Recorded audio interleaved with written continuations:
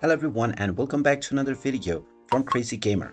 In this video, I'm going to show you how to switch into third-person perspective on the PUBG mobile game. So let's get started right away. First of all, open up the PUBG mobile game on your device, and once you open it up, log into your account if you haven't done so already using your Google or your Facebook account. Once you have logged into your account, you will be taken into the home page from which you can immediately start playing. Now, before you start your match, above the start button, you will see the map that is selected. Go ahead and click on it. And now at the top right corner, you will see a drop down button. Go ahead and click on it.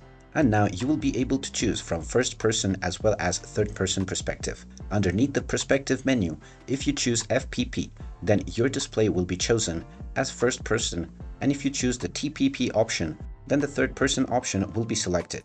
After choosing third person, you can simply choose your desired map and then click on the start button to start enjoying your game right away. And there you have it. That is how easy it is to switch into the third person perspective on the PUBG mobile game. If you find this video helpful, make sure you hit that like button and subscribe to our channel if you haven't done so already. Also ring that notification bell to never miss another update from us. Thank you for watching, and I will see you again in the next video.